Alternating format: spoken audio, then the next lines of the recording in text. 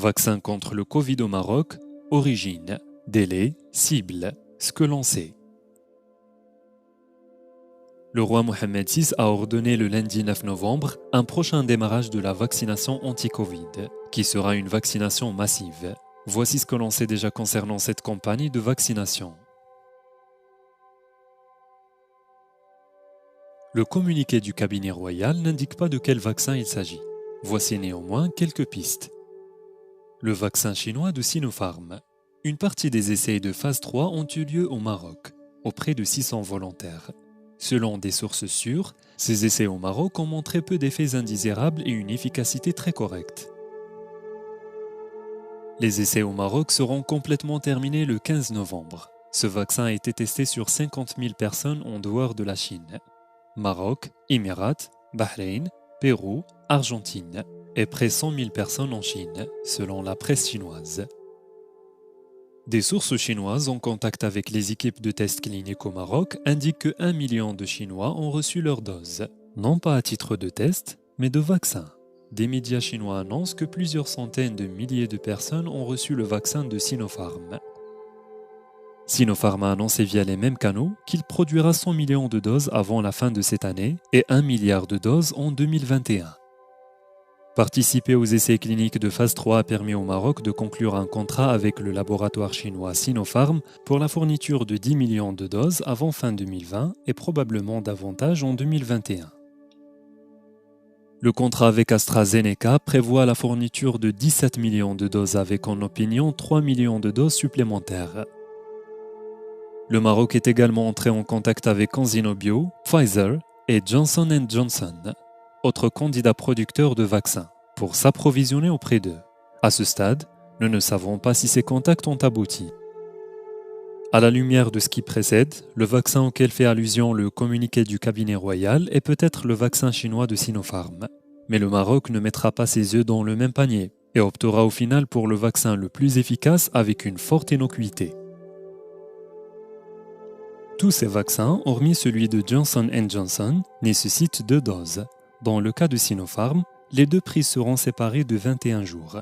Cela complique grandement l'organisation de la campagne, car il faut veiller à ce que chaque personne reçoive sa 2e dose.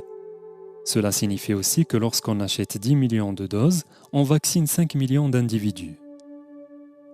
Autre complication, tous ces vaccins, hormis celui de Johnson & Johnson, nécessitent une conservation à très basse température, entre moins 60 et moins 80 degrés pour certains d'entre eux, pendant le transport et le stockage. Cela rendra donc très complexe l'organisation logistique.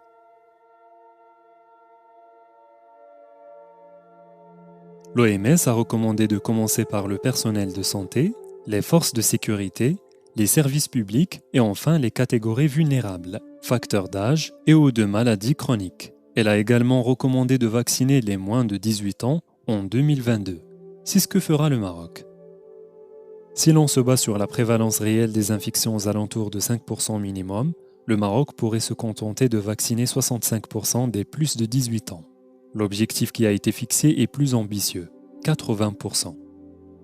Sur la base des données de l'horloge de la population du HCP affichant une population globale de 36 millions, et sachant que les moins de 18 ans représentent 33,6% de la population, le Maroc envisage donc de vacciner 19 millions de personnes, 80% des 23,9 millions de personnes âgées de plus de 18 ans. Ce calcul est approximatif. Il faudrait donc 36 à 40 millions de doses.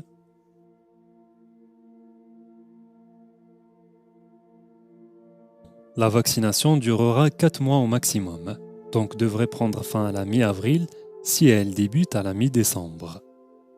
La vaccination ne sera pas obligatoire, mais à terme, il sera difficile de ne pas se faire vacciner si l'on veut avoir une mobilité internationale. La vaccination anti-Covid sera probablement exigée à l'entrée de tous les pays.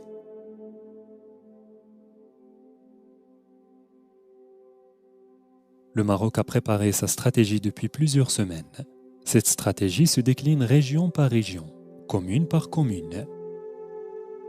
Le ministère de la Santé sera bien sûr en première ligne, mais également à l'intérieur, la DGST, qui a joué un rôle discret mais fondamental sur le terrain depuis le déclenchement de l'épidémie. Les phares, la gendarmerie. Un comité technique et scientifique de vaccination supervisera l'opération et aura la latitude de calculer la population cible, les priorités, les gens à vacciner, la durée de l'opération, sous forme de campagne ou de vaccination normale, la période à choisir, comment amortir cette période, l'organiser dans le contexte Covid en évitant les rassemblements. Il y aura de nombreuses autres questions comme les délais par rapport à un vaccin antigrippal.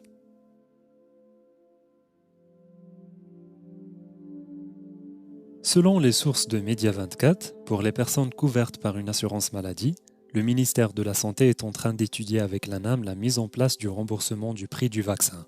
Pour les personnes non couvertes, l'information n'est pas encore disponible à ce stade.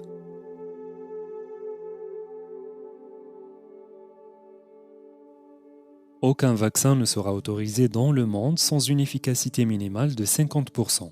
Pour les effets indésirables, ils devront être légers ou supportables. Ce n'est pas le moment de se relâcher, mais non que l'on aperçoit à quelques mois près le bout du tunnel. Le comble serait que dans les dernières semaines, un relâchement provoque une flambée épidémique.